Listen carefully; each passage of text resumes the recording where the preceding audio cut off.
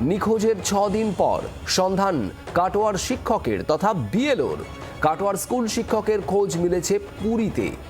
23 নম্বর বুথের বিএলও হিসেবে কাজ করছিলেন কাটোয়ার স্কুল শিক্ষক।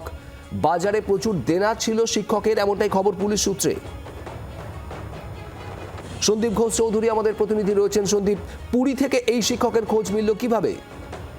দেখো শুভদীপ, তোমাকে প্রথমেই বলে রাখি, গত 6 দিন আগে মঙ্গলবার দিন সকাল 10টার সময় বাড়ি থেকে বিএলও কাজে যাচ্ছি বলে বেরিয়ে যায়। তারপর সে নিরুদ্দেশ ছিল। বাড়ির লোক কাটোয়া থানায় একটা অভিযোগ দায়ের করেছিল যে সে বিএলও সংক্রান্ত কাজে গিয়ে নিরুদ্দেশ হয়ে গিয়েছে। এরপর কাটোয়া থানার পুলিশ তদন্ত নামে বিভিন্ন সূত্র মারফত পুলিশ জানতে পারে যে এই বিএলও ব্যাংকে প্রায় 20 লক্ষ টাকা লোন করে এবং সাধারণ মানুষের কাছ থেকে খোলা বাজারে প্রায় 18 লক্ষ টাকা লোন করে। সব মিলিয়ে এই বিএলওর 38 লক্ষ টাকা লোন থাকে। এরপর এই বিএলও বিভিন্ন সূত্র মারফত পুলিশ জানতে পারে যে সে উড়িষ্যার দিকে যাচ্ছে।